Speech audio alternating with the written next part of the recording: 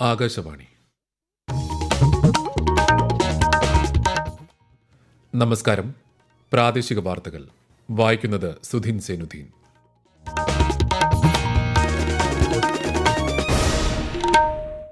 പ്രധാന വാർത്തകൾ. മലബാറിലെ +1 സീറ്റ് പ്രതിസന്ധിയിൽ നിയമസഭയിൽ പ്രതിപക്ഷ വാക്കൌട്ട്. തദ്ദേശ വാർഡ് വിഭജന ബിൽ പാസാക്കിയതുമായി ബന്ധപ്പെട്ട് നിയമസഭയിൽ ക്രമപ്രശ്നം ഉന്നയിച്ച പ്രതിപക്ഷം. സ്പീക്കർ റൂളിംഗ് പുറപ്പെടുവിച്ചു. പെരിയാറിൽ മത്സ്യങ്ങൾ ചത്തുപൊങ്ങിയ സംഭവത്തിൽ ഉചിതമായ നടപടി സ്വീകരിക്കുമെന്ന് ഉറപ്പ് നൽകി മുഖ്യമന്ത്രി പിണറായി വിജയൻ. മുസ്ലിം ലീഗിന്റെ രാജ്യസഭാ സ്ഥാനാർത്ഥി ഹാരിസ് ബിരാൻ ഇന്ന് നാമനിർദ്ദേശ പത്രിക സമർപ്പിച്ചു.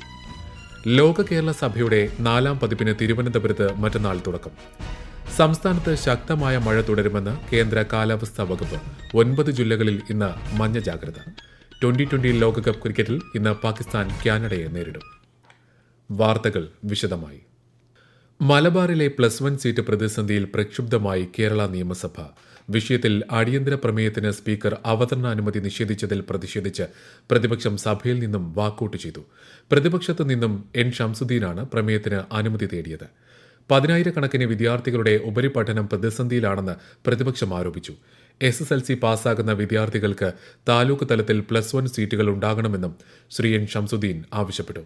SSLC പാസ്സായ വിദ്യാർത്ഥികൾക്ക് ഉപരിപഠനത്തിന് യാതൊരു പ്രതിസന്ധിയും മലബാർ മേഖലയിലില്ല എന്ന് മന്ത്രി വി ശിവൻകുട്ടി മറുപടിയായി പറഞ്ഞു. 3 അലോട്ട്മെന്റുകൾക്കും ശേഷം സീറ്റിൽ എന്തെങ്കിലും കുറവുണ്ടാകുന്നുണ്ടെങ്കിൽ അത് പരിഹരിക്കുമെന്നും മന്ത്രി അറിയിച്ചു. തദ്ദേശ സ്വയംഭരണ സ്ഥാപനങ്ങളുടെ പുനർനിർണയം സംബന്ധിച്ച ബില്ല് സബ്ജക്ട് കമ്മിറ്റിയുടെ പരിഗണനയ്ക്ക് അയക്കാതെ പാസാക്കിയത് സംബന്ധിച്ച് പ്രതിപക്ഷം ഉന്നയിച്ച ക്രമപ്രശ്നത്തിൽ സ്പീക്കർ AN ഷംസീർ റൂളിംഗ് പുറപ്പെടുവിച്ചു.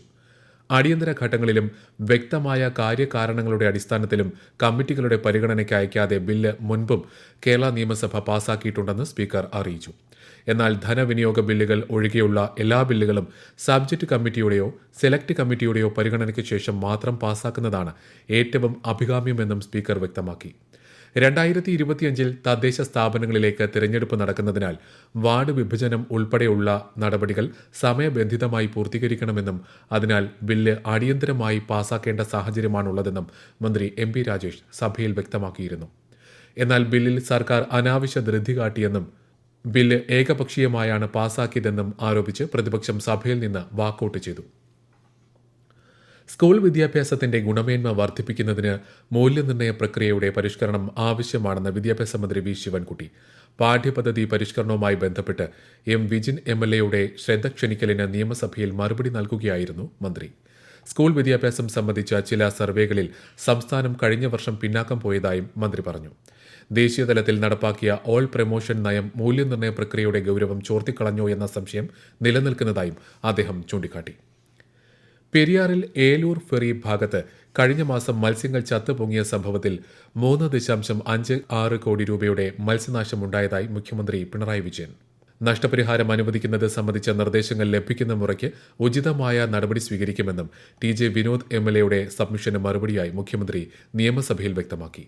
മഴ ശക്തിപ്പെട്ടതിനെ തുടർന്ന് പാതാളം റെഗുലേറ്റർ കം ബ്രിഡ്ജിന്റെ ഷട്ടർ തുറന്നപ്പോൾ റെഗുലേറ്ററിന് മുകൾ വശത്ത് നിന്ന് ഓക്സിജന്റെ അളവ് കുറഞ്ഞ ജലം കൂടിയ അളവിൽ ഒഴുകിയെത്തിയതാണ് മത്സ്യനാശത്തിന് കാരണമായതെന്നാണ് പ്രാഥമിക കണ്ടെത്തൽ.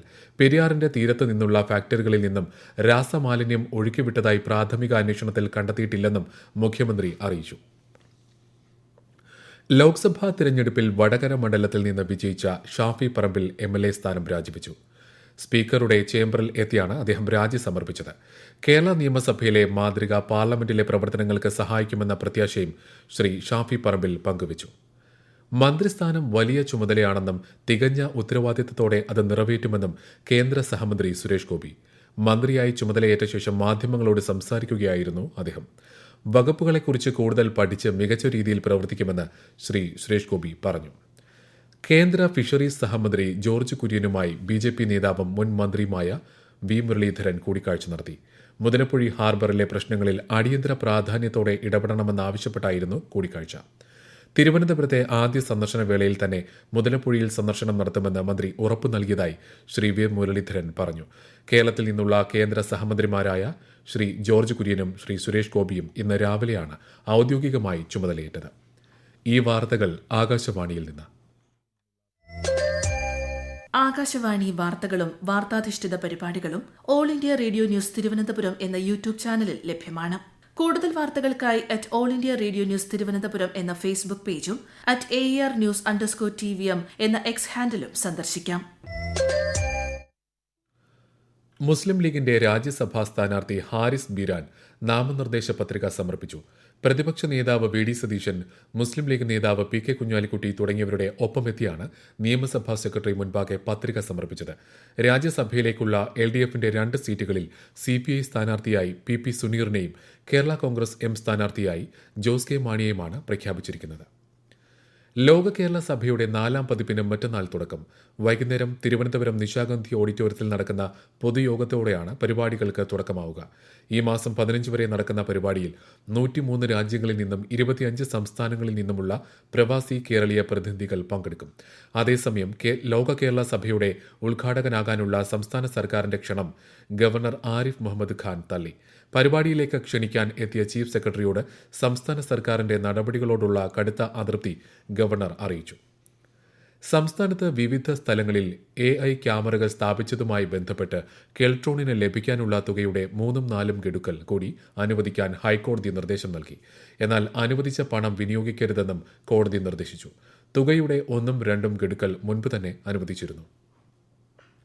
സംസ്ഥാനത്ത് അടുത്ത 5 ദിവസം ശക്തമായ മഴയ്ക്ക് സാധ്യതയെന്ന കേന്ദ്ര കാലാവസ്ഥാ വകുപ്പ്. എറണാകുളം മുതൽ കാസർഗോഡ് വരെയുള്ള 9 ജില്ലകളിൽ ഇന്ന് മഞ്ഞ ജാഗ്രതയാണ്. ശക്തമായ കാറ്റിനും മോശം കാലാവസ്ഥയ്ക്കും സാധ്യതയുള്ളതിനാൽ കേരള, കർണാടക, ലക്ഷദ്വീപ് തീരങ്ങളിൽ മത്സ്യബന്ധനത്തിന് വ്യാഴാഴ്ച വരെ വിലക്കുണ്ട്. സംസ്ഥാനത്ത് ഇടവിട്ടുള്ള മഴ തുടരുന്ന സാഹചര്യത്തിൽ പകർച്ചപ്പനികൾക്കെതിരെ ജാഗ്രത പുലർത്തണമെന്ന് ആരോഗ്യമന്ത്രി വീണ ജോർജ്. ജലദോഷം, ചുമ, വൈറൽ പനി, ഇൻഫ്ലുവൻസ, H1N1, ഡെങ്കിപ്പനി, എലിപ്പനി, വയറിളക്ക രോഗങ്ങൾ പിടിപെട്ടാൽ കൃത്യമായ ചികിത്സ നൽകണമെന്നും സ്വയം ചികിത്സ പാടില്ലെന്നും മന്ത്രി അഭ്യർത്ഥിച്ചു. ബാർക്കോഴ കേസിൽ സമഗ്ര അന്വേഷണം ആവശ്യപ്പെട്ടുകൊണ്ട് യൂത്ത് കോൺഗ്രസ് നടത്തിയ നിയമസഭാ മാർച്ചിൽ സംഘർഷം. യൂത്ത് കോൺഗ്രസ് പ്രസിഡന്റ് രാഹുൽ മാങ്കൂട്ടലിന്റെ നേതൃത്വത്തിൽ ആരംഭിച്ച മാർച്ച് പോലീസ് ബാരിക്കേഡ് ഉപയോഗിച്ച് തടഞ്ഞു. ബാരിക്കേഡുകൾ തകർക്കാൻ ശ്രമിച്ച പ്രവർത്തകരെ പിരിച്ചുവിടാൻ പോലീസ് 3 തവണ ജലപീരങ്കി പ്രയോഗിച്ചു. സംഘർഷത്തിൽ 3 യൂത്ത് കോൺഗ്രസ് പ്രവർത്തകർക്ക് പരിക്കേറ്റു. 2020 ലോകകപ്പ് ക്രിക്കറ്റിൽ ഇന്ന് പാകിസ്ഥാൻ കാനഡയെ നേരിടും. രാത്രി 8 മണിക്ക് ന്യൂയോർക്കിലാണ് മത്സരം. കഴിഞ്ഞ 2 മത്സരങ്ങൾ പരാജയപ്പെട്ട പാകിസ്ഥാന് ഇന്നത്തെ മത്സരം നിർണായകമാണ്. 2026 ഫിഫ ലോകകപ്പിലേക്കുള്ള യോഗ്യതാ മത്സരത്തിൽ ഇന്ത്യ ഇന്ന് ഖത്തറിനെ നേരിടും. ദോഹയിൽ രാത്രി 9:15 മത്സരം. യോഗ്യതാ മത്സരത്തിന്റെ 3ാം റൌണ്ടിലേക്ക് കടക്കാൻ ഇന്ത്യയ്ക്ക് ഗ്രൂപ്പ് എയിലെ ആദ്യ 2 സ്ഥാനങ്ങളിൽ ഒന്ന് ഉറപ്പിക്കണം എന്നതിനാൽ ഇന്നത്തെ മത്സരം നിർണായകമാണ്. രാജ്യത്തെ ഓഹരി വിപണികളിൽ നഷ്ടം. ബോംബെ ഓഹരി സൂചിക സെൻസെക്സ് 34 പോയിന്റ് താഴ്ന്ന് 76,457-ലും ദേശീയ ഓഹരി സൂചിക നിഫ്റ്റി 6 പോയിന്റ് നഷ്ടത്തിൽ 23,265-ലും വ്യാപാരം അവസാനിപ്പിച്ചു. സ്വർണ്ണവിലയിൽ വർധന. പവന് 120 രൂപ വർദ്ധിച്ച് 52,680 രൂപയും ഗ്രാമിന് 15 രൂപ കൂടി 6,585 രൂപയുമാണ് ഇന്നത്തെ വില. കോഴിക്കോട് മെഡിക്കൽ കോളേജിൽ പ്രസവ ശസ്ത്രക്രിയയ്ക്കിടെ മെഡിക്കൽ ഉപകരണം വയറ്റിൽ കുടുങ്ങിയ സംഭവവുമായി ബന്ധപ്പെട്ട കേസിൽ ഉൾപ്പെട്ട ആരോഗ്യ പ്രവർത്തകർക്ക് ജാമ്യം. കുന്ദമംഗലം കോടതിയാണ് 3 ആരോഗ്യ പ്രവർത്തകർക്ക് ഇന്ന് ജാമ്യം അനുവദിച്ചത്. ഇടുക്കി അടിമാലി 14-ാം മൈലിന് സമീപം മണ്ണിടിഞ്ഞ് 2 പേർക്ക് പരിക്ക്. ദേശീയപാത നിർമ്മാണ പ്രവൃത്തികളിൽ ഏർപ്പെട്ടിരുന്ന തൊഴിലാളികളാണ് അപകടത്തിൽപ്പെട്ടത്. കാൻ ചലച്ചിത്രമേളയിൽ ബഹുമതി നേടിയ ചലച്ചിത്ര താരങ്ങളെ സംസ്ഥാന സർക്കാർ ആദരിക്കും. ഛായാഗ്രാഹകൻ സന്തോഷ് ശിവൻ, അഭിനേതാക്കളായ കനി കുസൃതി, ദിവ്യപ്രഭ, ഹൃദു ഹാറൂൺ, അസീസ് നെടുമങ്ങാട് എന്നിവരെ മറ്റന്നാൾ തിരുവനന്തപുരത്ത് നടക്കുന്ന ചടങ്ങിൽ മുഖ്യമന്ത്രി പിണറായി വിജയൻ ആണ് ആദരിക്കുന്നത്. സംസ്ഥാന സർക്കാരിന്റെ സിനിമാ ടൂറിസം പദ്ധതിയിൽ ഉൾപ്പെട്ട കിരീടം പാലത്തിന്റെ നവീകരണം ഉടൻ ആരംഭിക്കുമെന്ന് ടൂറിസം വകുപ്പ് അറിയിച്ചു. പ്രധാന വാർത്തകൾ വീണ്ടും. മലബാറിലെ +1 സീറ്റ് പ്രതിസന്ധിയിൽ നിയമസഭയിൽ പ്രതിപക്ഷ വാക്കൌട്ട്. തദ്ദേശ വാർഡ് വിഭജന ബിൽ പാസാക്കിയതുമായി ബന്ധപ്പെട്ട് നിയമസഭയിൽ ക്രമപ്രശ്നം ഉന്നയിച്ച് പ്രതിപക്ഷം. സ്പീക്കർ റൂളിംഗ് പുറപ്പെടുവിച്ചു. പെരിയാറിൽ മത്സ്യങ്ങൾ ചത്തുപൊങ്ങിയ സംഭവത്തിൽ ഉചിതമായ നടപടി സ്വീകരിക്കുമെന്ന് ഉറപ്പ് നൽകി മുഖ്യമന്ത്രി പിണറായി വിജയൻ. മുസ്ലിം ലീഗിന്റെ രാജ്യസഭാ സ്ഥാനാർത്ഥി ഹാരിസ് ബീരാൻ ഇന്ന് നാമനിർദ്ദേശ പത്രിക സമർപ്പിച്ചു. ലോക കേരള സഭയുടെ 4ാം പതിപ്പിന് തിരുവനന്തപുരത്ത് മറ്റന്നാൾ തുടക്കം. സംസ്ഥാനത്ത് ശക്തമായ മഴ തുടരുമെന്ന് കേന്ദ്ര കാലാവസ്ഥാ വകുപ്പ്. 9 ജില്ലകളിൽ ഇന്ന് മഞ്ഞ ജാഗ്രത. 2020 ലോകകപ്പ് ക്രിക്കറ്റിൽ ഇന്ന് പാകിസ്ഥാൻ കാനഡയെ നേരിടും. പ്രാദേശിക വാർത്തകൾ കഴിഞ്ഞു. അടുത്ത വാർത്താ പ്രക്ഷേപണം രാത്രി 7:25.